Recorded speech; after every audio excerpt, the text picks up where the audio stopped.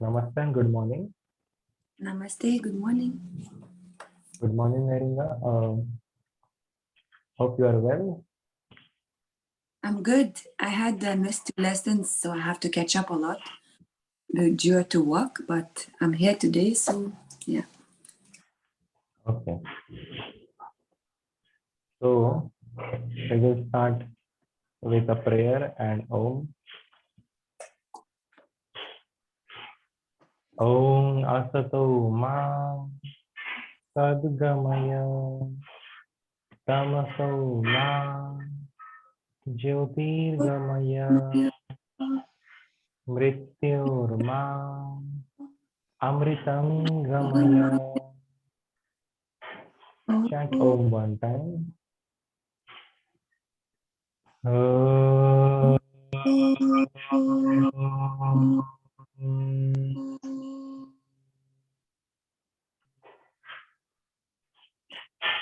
Om Shanti Shanti Shanti. Thank you so much. So, to speak about yesterday's or the previous sessions, for the ones who are watching the recordings or who are attending the classes, we have just seen lots of systems, the human body systems, like up till now, the digestive system, the respiratory system, the skeletal system. We have to see the digestive and the respiratory system as well in short here. But up till now, what we have studied in your course, that is the skeletal and the muscular system and its joints and about them. We have also completed about the endocrine system, that means the system of the hormones and all its glands. And yesterday we have finished about it. So the connections of the chakras as well as the connections of the glands in the physical body, that we have already seen yesterday. We will see about the endocrine chakras, connections in nadis and pranas as well. But we will see today, which start with the new system, that is our digestive system. In short, we will see. Have we completed the systems before? I don't think so. So we will start with the digestive system with your course. Verika, you have to catch up a lot of things like about yesterday and the day before, or on the Saturday about the endocrine system as well. So you covered the endocrine system. Which one else? Nothing, just the endocrine system completely I covered. Okay.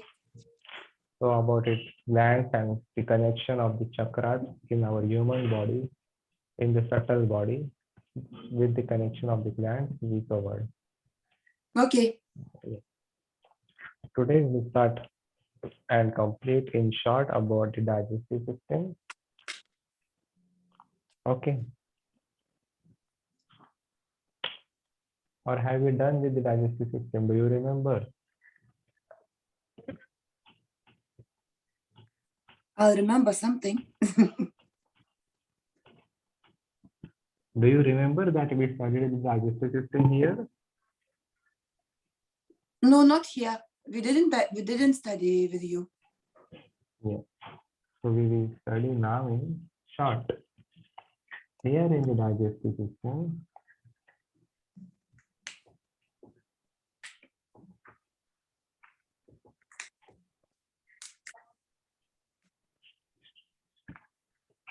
what does it mean, or what is the basic thing about the digestive system to remember? How will you define it in non-technical words?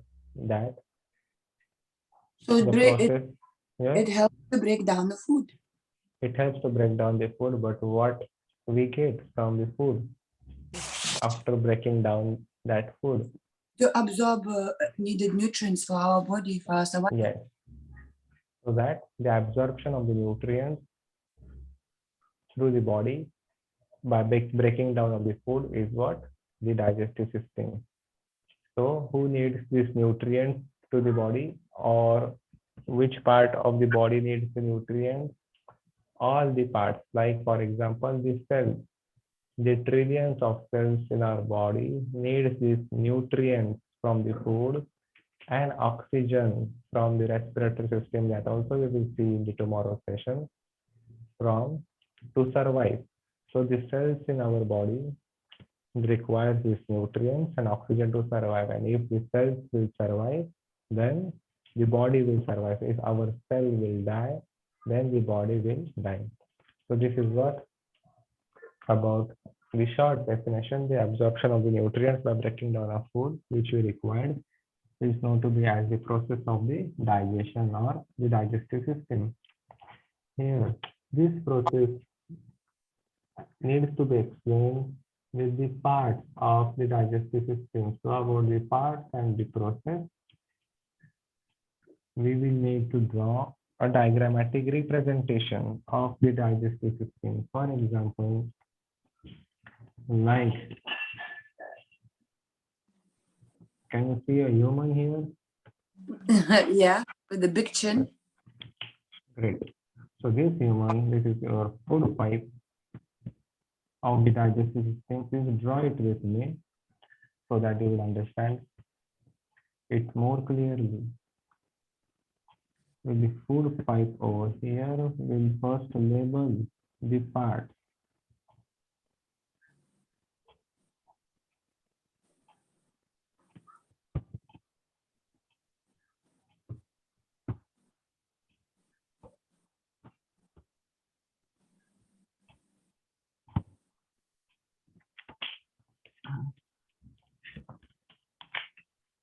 I hope you can see the diagram.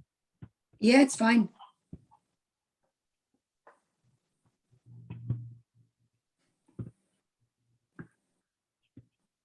I'm drawing a short diagram so it can be visible completely on my screen.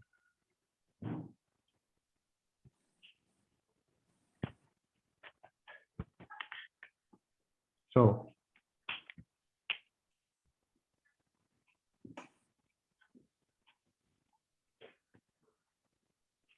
here in the digestive system,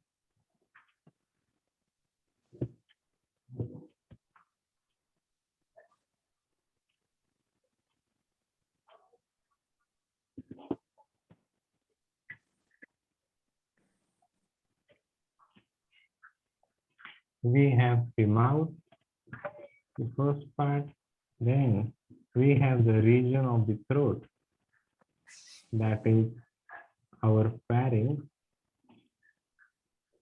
We say that our pharynx, then we have a small flap of tissue in a check here that we say as epiglottis.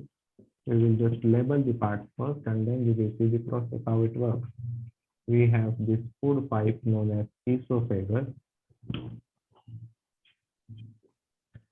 On the right side, we have the liver, and this small circle is at the liver with a pipe connected to the lower end of the abdomen, that is the starting of the small intestine. This is our gallbladder.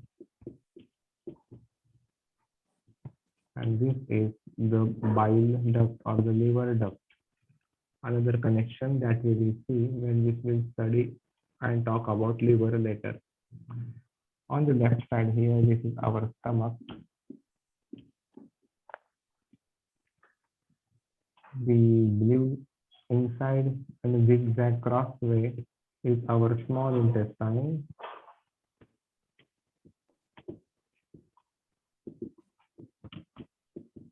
Connected with our large intestine. And the large intestine at the bottom will end up in our rectum and anus. Now, here we have the mouth, the pharynx, the epiglottis, the food pipe, stomach, liver, gallbladder. the group of organs which we have drawn the parts. We will study about the process. We have just drawn the parts here on the whiteboard just to make sure we understand about it clearly. Now, the food which travels, just focus on the marker which I will move. The food will travel from the food pipe, will go directly to our stomach. From the stomach, it will enter the small intestine. If you will see the marker, it will move to the small intestine. Then and then only the food will enter to the large intestine. And from the large intestine, the food will travel down to our rectum and anus, and it will excrete or excreted out through the anus. So the process which begins from the mouth, that process is known as ingestion, the intake of the food from the mouth, and the process where the food exits from our body or excretes out from the body, that process is known as excretion. So the process of digestion is in between the process of ingestion and the process of excretion. Ingestion means intake of the food from the mouth, and excretion means exit of the waste material of the food which we do not need our body from the anus, that excretion. The whole digestion process will evolve here in the center that we will see now. Okay. So about the food pipe, about the mouth, I hope you have got the diagram here. We'll erase this diagram and we'll speak about each and every part clearly. Make sure you keep this diagram on your note, and whatever you will study, you just go through the diagram. You will get it all clearly. Can I erase this now? Sorry? Can I erase it? Yes, yes, yes. Hold on.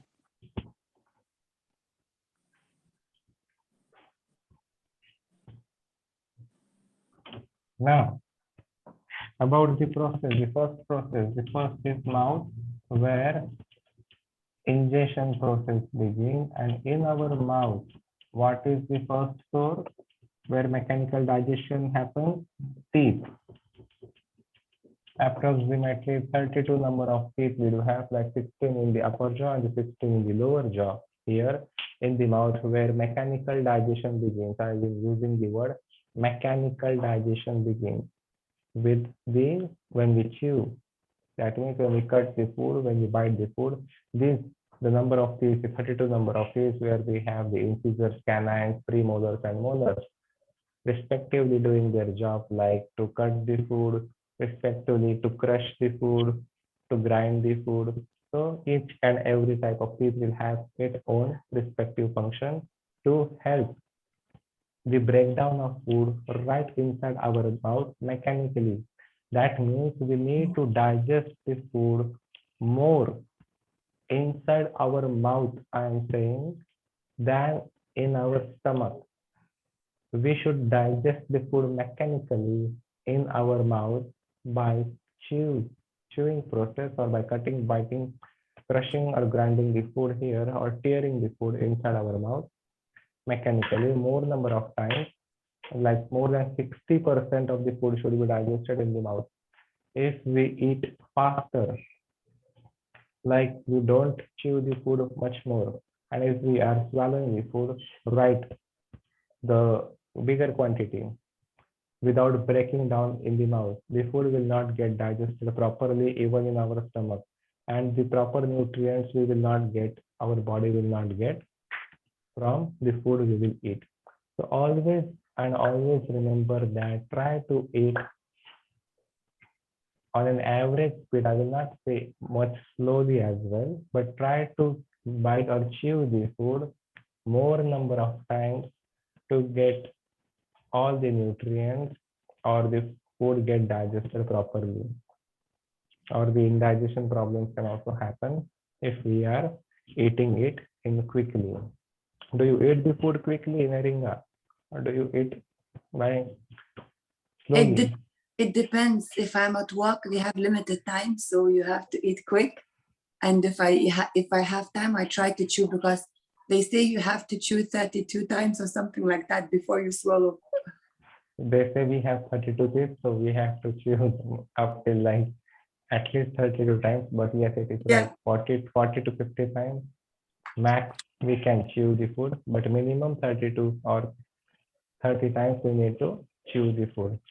But like even if you are in work, then you need to eat in a hurry, yes, because of the work and stress. And but in general, people who are not even working, and if they get their favorite food, or people who like to eat junk food, or people who like to eat pizza, pasta, burger, they do not even swallow the food like this, and they get the problems by eating their favorite food fast.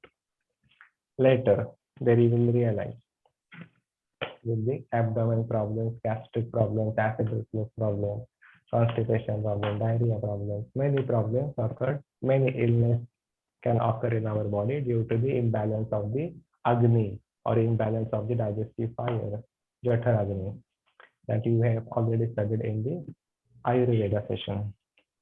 So this is important to digest the food mechanically here in our mouth itself. Then we have the salivary gland. How many salivary glands do we have? Three. Ringa? Three. 3. So total. So we have 3 salivary glands on each side. So 6. So yep. So totally we have 6 salivary glands. The parotid glands, the sublingual gland under the tongue, and submandibular gland under our mandible bone, that is our lower jaw. Under the mandible bone, submandibular gland. Under the tongue, sublingual gland. And at the side of our cheek, we have parotid gland. So we have like 3 pairs of salivary glands, which will help to moisten the food. That means which will help to make the food more soft and easy to swallow. This salivary gland, so in our mouth, it contains the saliva, also generates the enzyme to break down of the food. So here, speak about the tongue. I will not ask here how many tongues do we have, but we do have the taste buds on our tongue. So we have the couple of taste buds along with the rough papillae on the tongue that helps the food to swallow it. So we have the small tiny hairs and the rough papillae that allows the small hair to grip the food, to hold the food on the tongue. So we have a small tiny rough papillae on the surface of the tongue. Along with that, we have the taste buds. We have the sweetness taste buds on the tip of the tongue. Behind the sweet, we have the salty taste buds. Behind, at the lateral side of the tongue. Lateral side means at the side of the tongue. At the back, we have the sour, the taste. And at the back, in the middle section of the tongue, we have the bitter taste. Many taste buds are being found on the tongue that when the food will pass through each section of the tongue, then and then only we will have that feeling or that sensation of that taste. Suppose if we will eat the salty food, that salty food, when it will pass through that section of the tongue, then and then only we will feel that taste of that salty food. For example, we eat a sweet chocolate. So when that sweetness of the chocolate, we will realize when that particle of the food will travel to the front surface of the tongue at the tip of the tongue. That will make us or give the signals that the food is sweeter. So depends that we have that sections of the tongue. Will not go much deep. Only here we will see the next. So this is what we have: the mouth, teeth, and the salivary glands in the tongue. After cutting the food by the teeth, the salivary glands will make it softer and the tongue will swallow the food. It will enter to the food pipe. Before it enters to the food pipe, we have the next term, that is the pharynx region. Pharynx region means our throat region. Pharynx region, the second, the food will enter pharynx. Our throat region, the pharynx region, you will see over here in this human in a quick diagram. If this is your food pipe, the section at the end of oral cavity. If you will see this section at the end of oral cavity, this section of the pharynx region is known as osopharynx region. That region is known as osopharynx region. And the section below the osopharynx region will known as laryngopharynx region. So here in the digestive system, we have two regions of the throat, because in the digestive system, we have to eat only with the mouth. But in the respiratory system, when we will study it tomorrow or later, we will see the three regions of the pharynx, the regions of the throat, because we can breathe with our nose as well as our mouth. Depends the nasal passage and the oral cavity along with the nasal cavity. Here I am just drawing the food pipe. That is, at the end you will find oral cavity, at the end osopharynx, laryngopharynx. They are not two separate throat. There is only one throat which have two separate sections. So the food passes at the end of the pharynx, osopharynx. Below that we have laryngopharynx. That's it. Below the laryngopharynx region, if you have seen about the parts, if you have to see about the parts of the digestive system, the previous diagram which you have drawn already, in that diagram you will find here a check that is known as epiglottis. What is this epiglottis?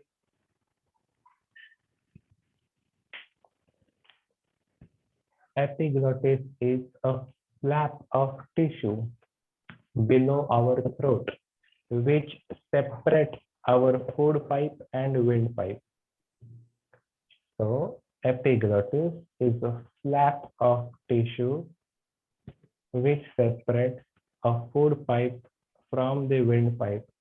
That means it sends the food to the food pipe and allow the air pass through the windpipe. I repeat, that means it sends the food to the food pipe and allows the air to travel through the windpipe. This epiglottis is involuntary organ. Epiglottis we cannot control with our mind. Whatever you will eat, without controlling your epiglottis with your mind, your epiglottis knows that the food will be sent directly to the food pipe. If we will eat by lying on the bed or not sitting straight, then the epiglottis can be not functioning properly. Maybe sometime that time it will send a small particle of the food into our windpipe, and then what will happen? We cough to bring out that food particle if we eat faster. Sometimes people working in the office eat faster and looking at the time, how much time is left, eating quickly, swallowing the food quickly, the epiglottis can be functioning wrong and a small particle enters the windpipe, we cough, or we can rub our back or tap on our back that time. Have you experienced this? Have you experienced like this? Of before? course. Of course, we say it, my food went into different throat when we get that feeling. Yeah. So it does happen only when we have no time or we eat faster. So try to take much time while you eat. Now,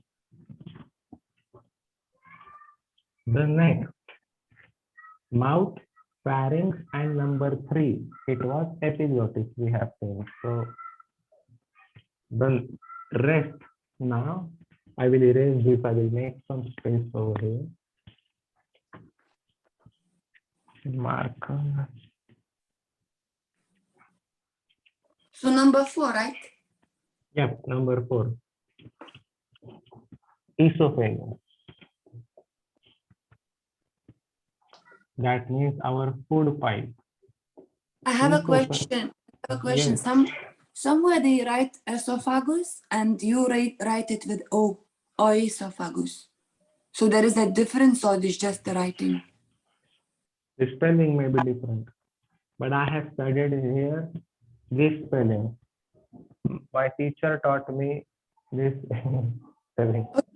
So Okay. esophagus is what it does not start with E. In India, we have like the UK pattern. So we have to use the UK English. I don't know the American English. Okay, Neringa, we have Yeah. different types. Yeah. No problem. British ruled India, so we have to follow the UK pattern. Long time back, it's history anyway. Now, so to speak about the esophagus, the concept should be clear. Forget about the spelling. Now, this food pipe connects our pharynx to our stomach. So what is this food pipe which connects our pharynx, that means our throat, to our stomach? This is our stomach. So this is our whole food pipe. The connection with the pharynx to the stomach. This all is our food pipe. Food pipe is longer. And here, this food pipe, there are many waves of peristalsis in this food pipe. There are many waves of peristalsis. What does this mean, the waves of peristalsis? It means these waves of peristalsis help or allows the food to travel slowly into the stomach. The waves of peristalsis allows the food to travel slowly into our stomach. I mean, to travel the food. It helps the food to travel slowly into the stomach. It does not mean like we eat here, we swallow, and the food drops down the next second in our stomach. It takes some time, it travels with the waves of peristalsis and with the enzymes and amylase, and it then mixed and moves slowly into our stomach. After the ingestion, we have the secretion and the mixing and movement happens in our food pipe and the food enters the stomach. So this is what all about esophagus in short. But here in the end of the esophagus, if you will see at the end of the esophagus, this esophagus will have a sphincter. The esophagus, this is the stomach.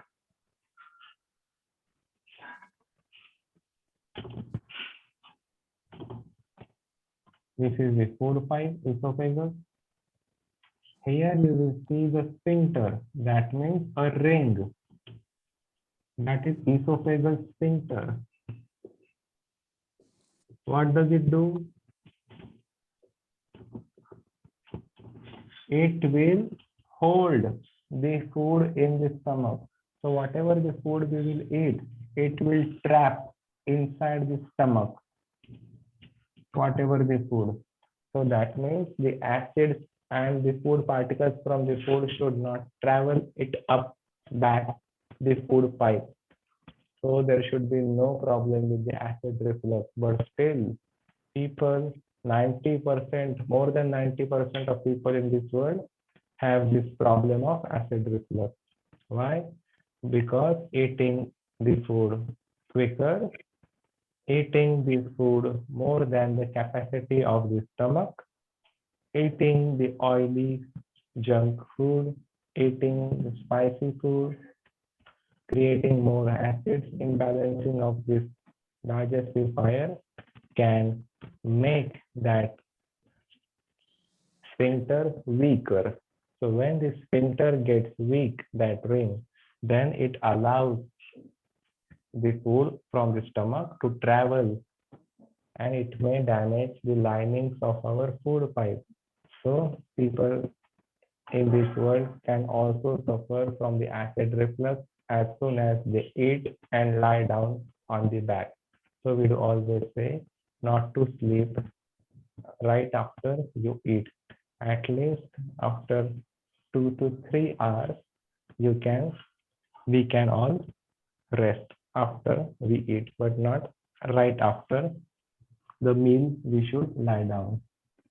So this is what the esophageal sphincter, where it is at the end of the food pipe and at the beginning of the stomach.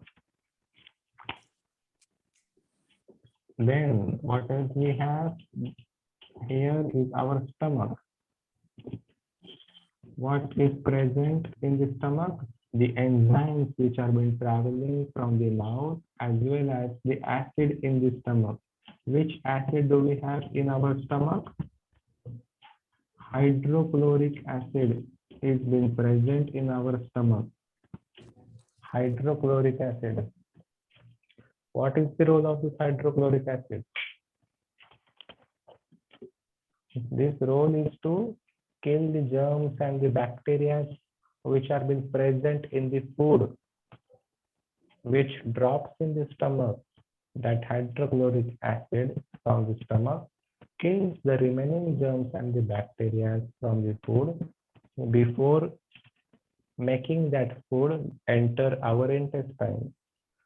So the hydrochloric acid saves us by finishing the germs and the bacteria before allowing the food to enter the intestine, as well as there will be some digestive enzymes which will help to break down of the food into more smaller particles. Got it about the stomach? Yeah. How much is the size of the stomach? The size of the stomach. Like This whole thing, our belly is not a stomach.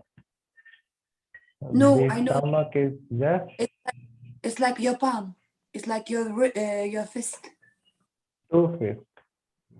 Really? It is That's very our big. 2 fists. Kept side to side is the average size of our stomach. 1 fist is the average size of our heart. 2 fists kept side to side is the average size of the stomach. It's not much big. It is just this much, a carry bag. And to fill this carry bag, people eat a lot. Much more than the carry bag, this is a small carry bag. And when this carry bag opens, acid reflux problem. So we need to eat or do some activities or eat in a limit, everything in a limit, everything in the moderation we say in yoga. All the things in the moderation. So, okay, up till here. Can we proceed further? We do have the small intestine. Below the stomach first, we will speak about the pancreas. So here are the pancreas, a 6-inch long pancreas. Pancreas produce digestive enzymes again. The role of the pancreas is to produce digestive enzymes. And at the right side of the food pipe, here is our smaller intestine. So digestive enzymes from the pancreas are also given to the small intestine. Acid from the stomach is given to the small intestine, as well as from the liver. If you will see over here, this is your liver. From the liver, we have liver produces bile. So liver does produce bile. What is bile? A yellowish liquid form of material which helps to break down lipids. So bile breaks down what? Lipids. What is lipids? The storage of fat energy. So we break down fat in our body, the bile generated by the liver, that is being sent where? Through this bile duct. So this, if you will check, this is the bile duct. So liver produces bile and it sends through this bile duct to the small intestine for the chemical digestion process. Here it is chemical digestion process. So acid, digestive enzymes, as well as bile from all these three organs are being entered in our small intestine for the chemical digestion process. That means for the absorption of the nutrients here. But this bile is used in a limited way by the small intestine. So whatever bile which is unused by the small intestine is given back. So when the unused bile made by the liver is been unused by the small intestine, or which is not required for the small intestine, is given back and being stored where? In the gallbladder to reuse it again. So here we have the gallbladder. What is the function of the gallbladder? To store the excessive bile which is not being used by the small intestine. So whatever the excessive bile produced by the liver is being sent to the small intestine, is being stored in the gallbladder. Okay, up till here. Yeah. And in the small intestine, when the food will be present for the chemical digestion process, all the nutrients will be absorbed in the small intestine.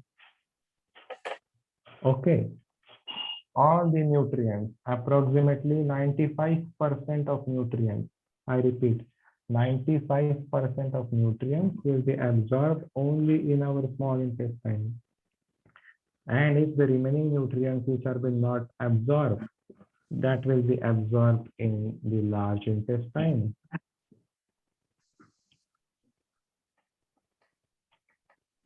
And what else will be absorbed by the large intestine? Water. So here, if you will see in the bracket, I have written absorption of water. I have written here water. So in the small intestine, we do absorb the nutrients from the food, and the remaining nutrients along with all the absorption of water is been done by the large intestine. Okay, all the absorption of water has been done by the large intestine. And then after absorbing the nutrients and after digesting the food, the undigested food or this food will be sent to the colon. We have one colon in our large intestine, and from this colon, the waste material, that means the solid form of the waste material of the undigested food will be passed, and that stool is being carried out from our body through the anus. That is known as excretion process, that which our body does not need. Okay. We have just seen in short about the process here, quickly about the digestive system. Anything you want to ask here? No, Got it? Clear? very clear. What is been absorbed in the small intestine? Can you tell me? Is 95% of our all nutrients is absorbed in our small intestine. And in large intestines, what we absorb? It's the remaining of the nutrients, and all the water absorption happens in the large intestine. Correct. And which acid is present in the stomach? Which what? Acid, the name of the acid present in our stomach? Hydrochloric acid, which kills bacteria before the food travels down into our small intestine. Right. And what is produced by the liver? It's the bile, Yes. which helps. And Bile helps to break down the lipids. yes. And where is the excessive bile produced by the liver stored?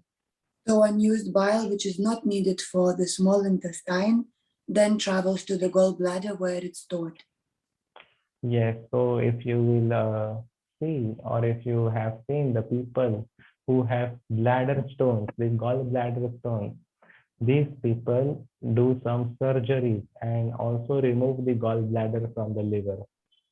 But a person can survive without a gallbladder, but then the person will have many restrictions to be followed by what food he or she should eat. So the gallbladder can be a removable organ from the liver, but with the yoga techniques, we can also remove the gallbladder stones. Some people have, many people, not some people, have gallbladder stones, and these people do the surgeries to remove the gallbladder. Instead of doing yoga and exercise to remove the bladder stones from the liver easily, they go for the surgery to into the bladder. How the stones happen? When the bile is stuck in the gallbladder and which is not reused for the purpose of reuse. It is not, when it is not reused, then it just becomes dry and create stones inside our gallbladder, which makes pain in our liver as well. Likewise. Okay. So the process was here in short. We start from the mouth, which ends through the anus, about the digestive system. Hope you have understood the concept here. Yes? Yep. Great. We will study the next system tomorrow. Then we will study about the subtle body anatomy as well. So if we have missed the endocrine system, don't worry. We will see about chakras and nadis and prana a little bit as it is been given in our syllabus. So I will take these classes as well, even if it is repeated philosophy for you people. It is also mentioned in our syllabus, 300 hours with me.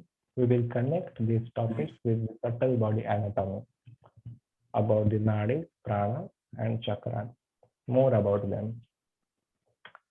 Thank you so much.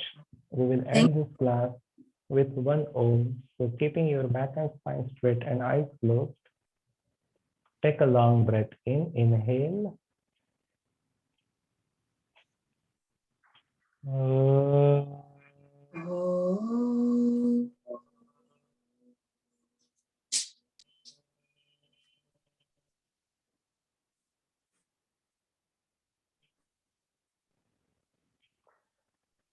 Om Shanti Shanti Shanti.